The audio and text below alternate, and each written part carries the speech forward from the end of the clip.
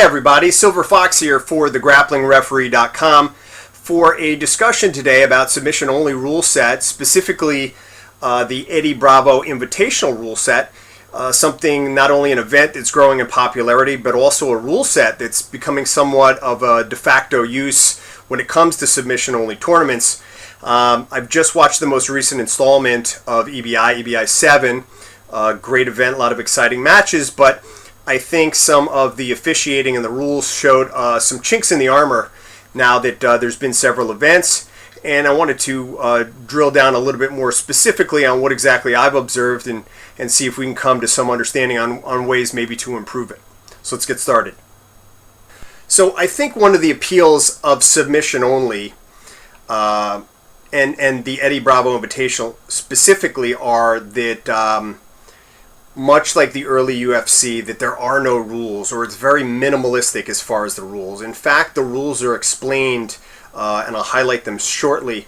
The rules are explained in about 60 seconds at the beginning of the format, and I see no written or published set of rules actually being provided.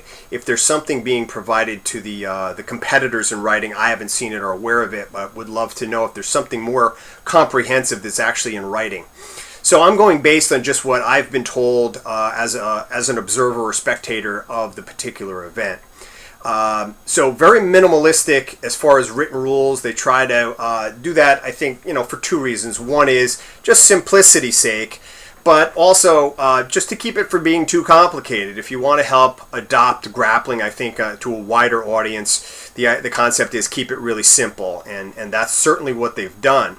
What I think the inherent problem is becoming is that as we see more and more matches, and they've really only had, I'll say, about 150 matches total for all the EBIs added up, is you're starting to see some situations that play out that maybe written rules or changes to the rules might be helpful because of scenarios that are finally starting to crop up.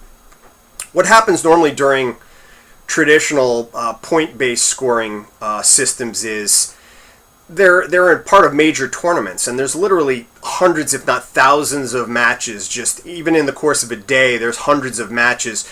So you can collect a lot of data about how the rules are working, what works and what doesn't work, and you can make changes, especially when you run many events of the same rule set over the course of 12 months. You can gather a lot of data about what works and what doesn't work, or what might be missing. The format for EBI, I mean, there's only a dozen or so, maybe 24 matches in any given event, so you don't have a lot of situations crop up that you have to address immediately because you don't collect a lot of data. So now that there's been 7 events, we're starting to see some of the things I think that could be trouble areas. Now, let me preface my observations by saying they're made solely as a spectator on pay-per-view. I've never actually attended a live EBI event, so I don't know what may be different for the live spectator versus those that are watching it online. The biggest question I would have would be related to the timekeeper area. Who's involved in that? How elaborate the time board is kept, and whether it jives specifically with what we see online. Now, ordinarily you say, what's the big deal about time? But for this particular submission only, I think it's relevant for two reasons. One is, during the course of normal, your standard submission time period, before you get to overtime, every time a clock could be stopped and restarted, if it's not and the clock is running, those are seconds that the competitors don't have to attempt a submission. So you may be costing someone an opportunity of getting a submission at the very end because you're not effectively stopping the clock during regulation time. So that's one issue. Then the second is more critical, is during the overtime period. The overtime period is specifically calculated by who is able to do their escapes fastest, if it should go to 3 rounds. So this means that very precise calculations are necessary because you're comparing literally the escape time overall from one competitor to another. So suddenly, even a second could make a difference. Even a fraction of a second could make a difference between who's declared the winner. So suddenly the timekeeping board takes on this extraordinary significance. And from an online perspective, I can tell you that you just see, the little board up there that kind of seems to always be running, and it's certainly not precise. Nor do I see any specific physical gestures from Eddie or the other referee that are officiating to stop the clock.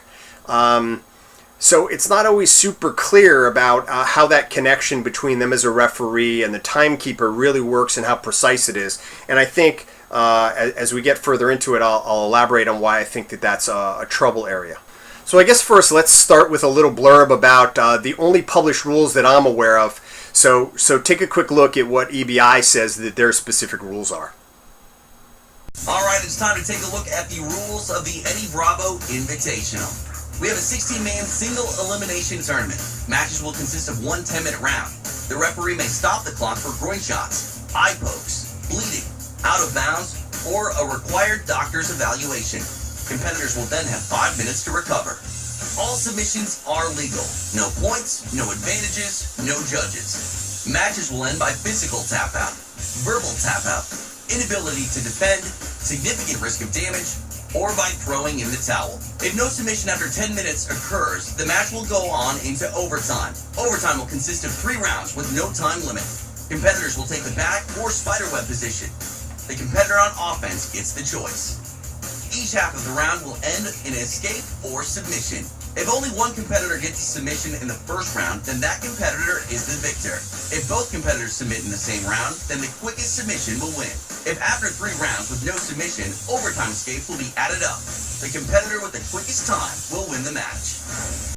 All right, again, the rules are summarized in 60 seconds, and I've never seen any other published version, so I'm going to go by, those are the only rules that are stated. So a couple of challenges I see with those various slides that were just reviewed. First is that there are 5 criteria that stop the clock.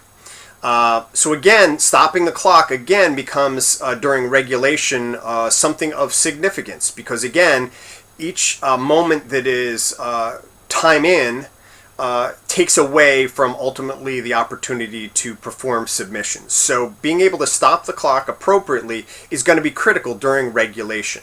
And I don't know that I've seen it really strictly enforced or clearly articulated from the referees to the timekeeper on a consistent basis. Secondly is there's a reference to no judges. And I think the reference here is because it's not a points-based format that no one's judging the outcome. But ultimately, because the referee has an impact on the time, and in the overtime rounds, the time will decide the winner, there's no question that there's an impact that the referee has on the outcome. So to me, that's a judging criteria. He's judging from a timing perspective, and that ultimately has an impact. But maybe that's semantics. I will say that there is something that happened in EBI 7, specifically I'm going to highlight, that shows, again, that there is judging going on.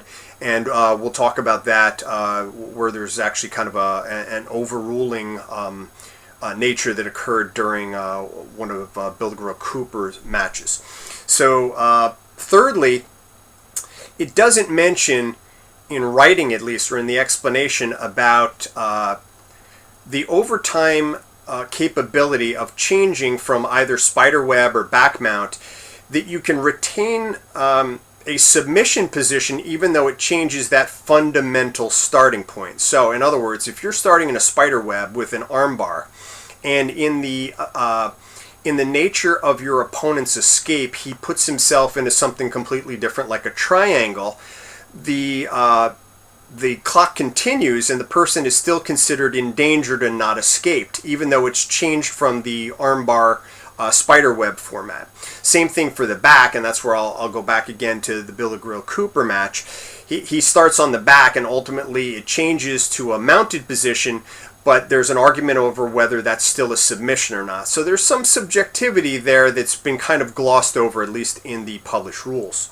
And lastly, the overtime that's indicated, how the overtime works, it shows a very precise nature that somebody is doing some calculations behind the scenes here that we just have to assume that they're doing correctly. Not being in the arena, I can't verify how that's being done. We just know that at the end of 3 rounds, somebody goes, hey, so-and-so won, and they're declared the winner. We don't know how the calculations are actually done. We don't know that they're done accurately. We don't know that they're double-checked or verified in any way.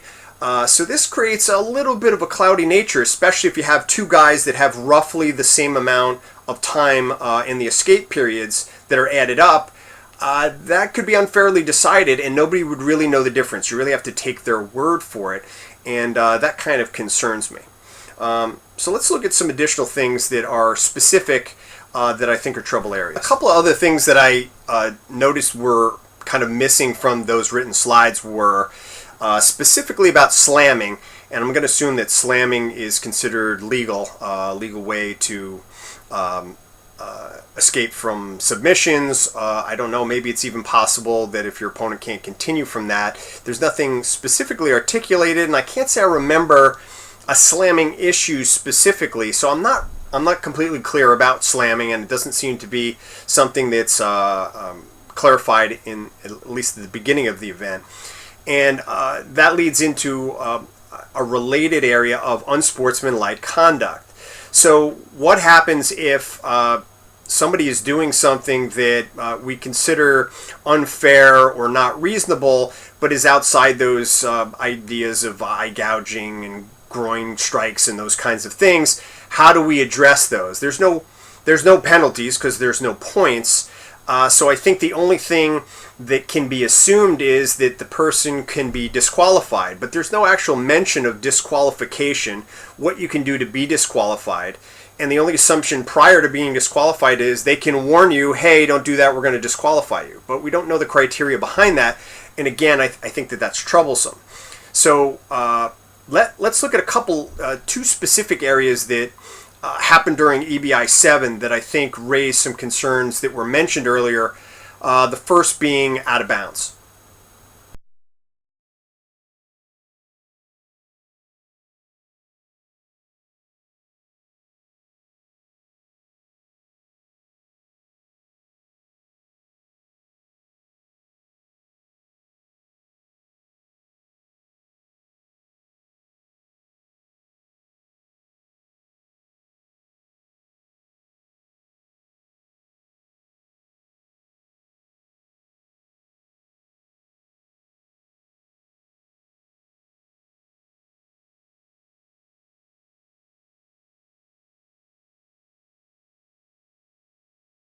So as we see in the short clip there, where Barrett Yoshida is submitted by armbar, that he's clearly out of bounds, and this is troublesome for 2 reasons. One is there's a point where they're still in bounds, where I think they're in a very recreatable position.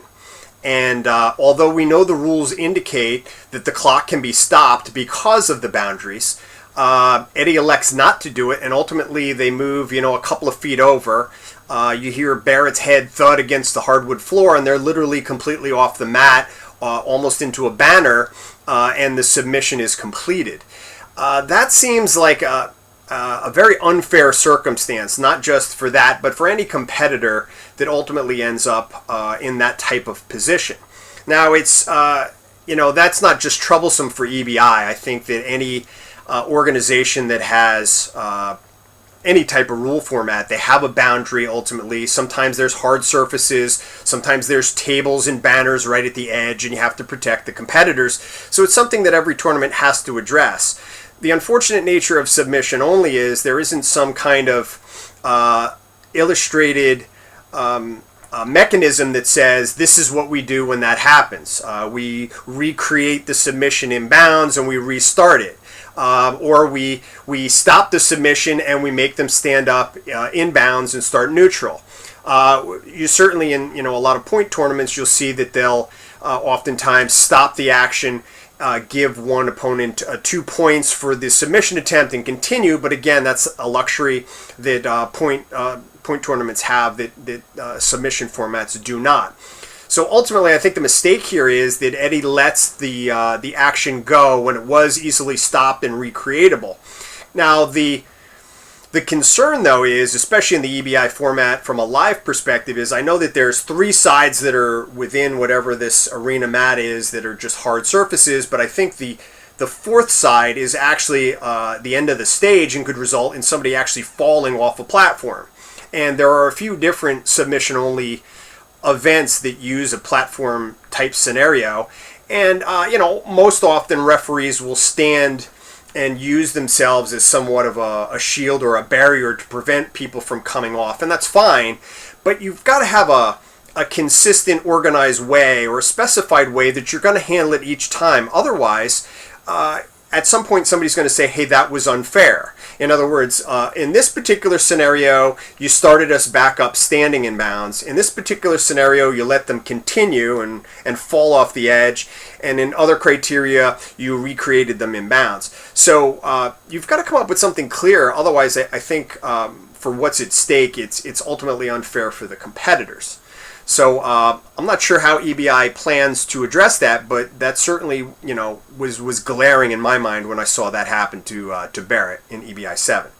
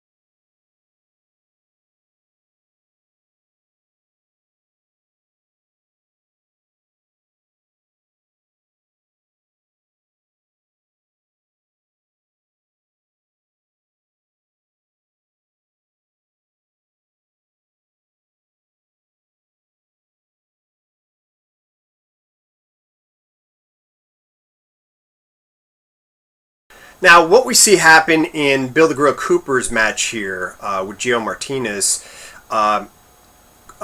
illustrates, again, another problem that's not covered by the rules, and I think it showed a serious weakness here from an officiating and a rules perspective in one scenario.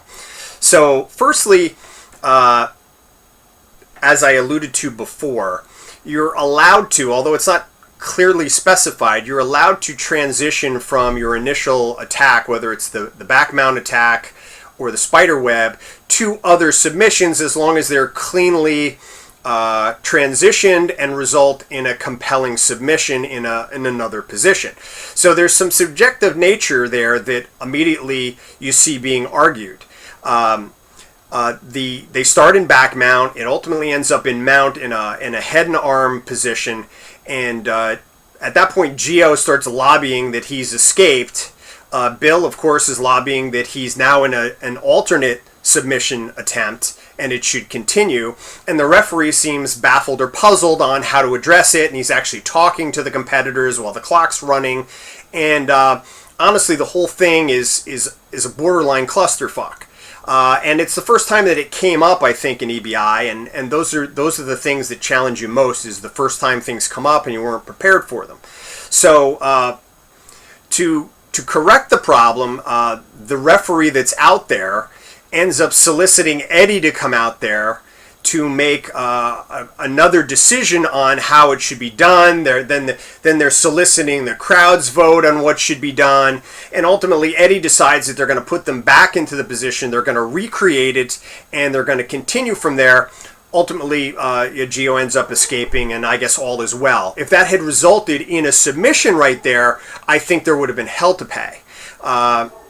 Bill goes on to ultimately win the match, but it's not related to that particular call. But you could see how that whole instance ended up being really a big problem that I hope Eddie recognizes that has to be addressed for future situations. So a couple of things that have to be addressed there to recap. So I think the things that have to be recognized from that particular scenario are firstly that there is a subjective nature to the review from the referee when it comes to these transitions during submission attempts from the prescribed spider web or back mount position. It has to be acknowledged that the referee is making a call there, and what he makes is his decision, and that the competitors are in some way obligated to continue unless they're told to stop. We don't want competitors stopping on their own or tapping and then saying, oh, hey, I thought I was done, all those kinds of things.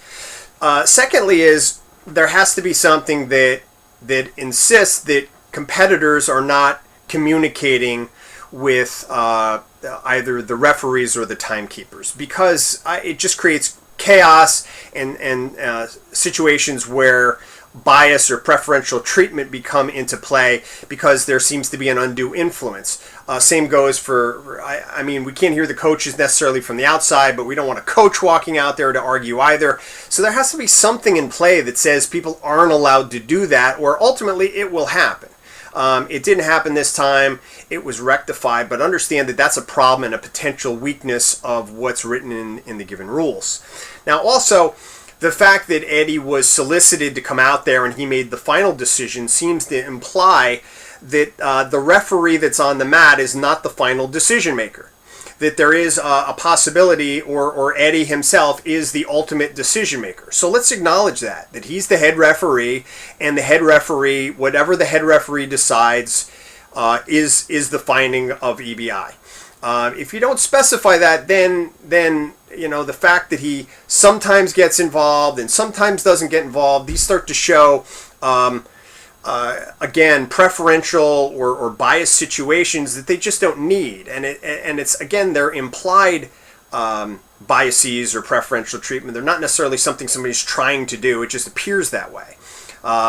So my concern would be by mandating very specifically who's in charge, recognizing the subjective nature of things, and the fact that the referee that's out there does have the ability to make these calls.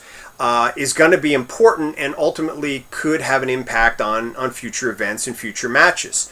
Again, we're not talking about a couple of 6-year-olds fighting for, you know, a $3 medal. We're talking about professional grapplers fighting for tens of thousands of dollars.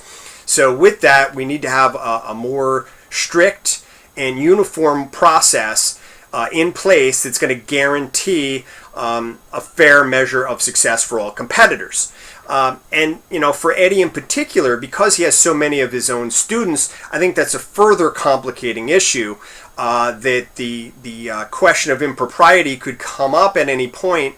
And I think even during that particular clip, the announcers make reference that, hey, we're making special concessions because nobody wants to think that, you know, 10th Planet guys get special treatment. The fact that they have to say it means that already there's a concern that that's the appearance. And this parlays into something else that I'm thinking.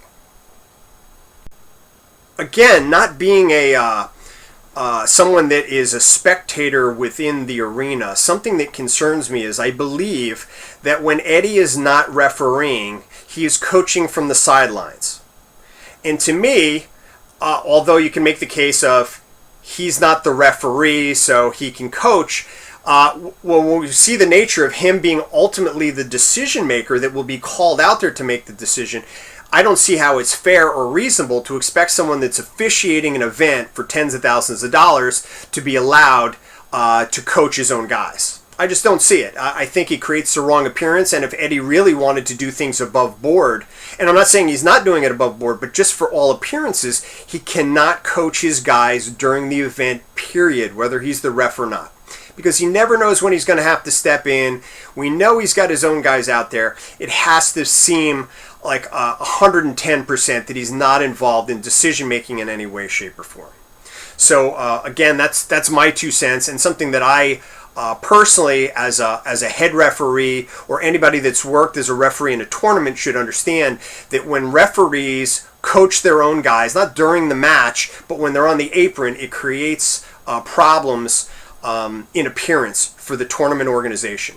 And if you go and look at some of my other videos, I think it's included under professionalism. You'll see that or hiring, one of my other videos, you'll see that I definitely talk against referees either competing in events that they're working at or coaching their guys at events they're working at. I just think it's bad business. All right, so I guess now comes my exciting conclusion. I hope you enjoyed this analysis and my observations. Again, this is totally my opinion from just my experience working as a referee, as well as trying to formulate rules for organizations. I enjoy the EBI format. I think it's a good one for submission only. My personal preference is I like points-based tournaments, but I do enjoy submission only. These are not criticisms of EBI. They're just observations of things that I think in an evolving format such as EBI that just need to be addressed, like all those tournaments that have existing rule sets that have been formulated over a decade or more, like the federations have gone through this trial and error period where as things came up, or public opinion or observations or changes in whoever was in charge all had an impact on why things were done a certain way. Safety concerns, these all fit into why rules change over time. Now, the suggestions I have is first that Eddie and his one of his black belts there, that's the other official, they remove themselves as referees. This notion that a referee for sub only has no bearing on what happens is false, and I hope I've helped dismiss that fact with several of the points that I've made. Clearly, the referees and the timekeeper have an impact on the outcome of these, and because he has his own competitors in the tournament, he shouldn't be officiating it as well. Secondly, I think you should add a bunch of written rules to be more clear on some of the points that I made. There's probably additional points that could use some clarification. Now, I'm not saying that all the rules that we're talking about adding have to be thrown up on the board so that everybody understands, at the onset of each event. I'm saying that they should be something that's clearly identified, that certainly the official understands, certainly the competitors understand, and lastly, the announcers should understand, so that when these things occur, they can actually speak to it and say, okay, well, the rule is. One thing that drives me crazy about these pay-per-view events is very often the announcers are mystified by what's happening from an officiating standpoint. I think that helps add to the confusion of the spectators. The announcer should be there to clarify things, not act like a helpless spectator. So as long as all these key players are aware of what the rule changes may be, or the rule, I'll call them rule enhancements, I think it'll make for a more enjoyable event, and it'll also be much more seamless, it'll be more uniform, and it'll be more fair for just all the competitors involved in that. Of course, when you maximize fairness, you also maximize enjoyment for the spectators and the competitors as well. Nobody wants something that's rigged or unfair or has weird rules that nobody understands, etc. So again, feel free to pass me your comments on this. I hope I haven't said anything too controversial. I hope that this is something that gets past to Eddie, and Eddie could actually use these at least as food for thought. Anyway, this is Silver Fox for the grapplingreferee.com. Look forward to talking to you soon.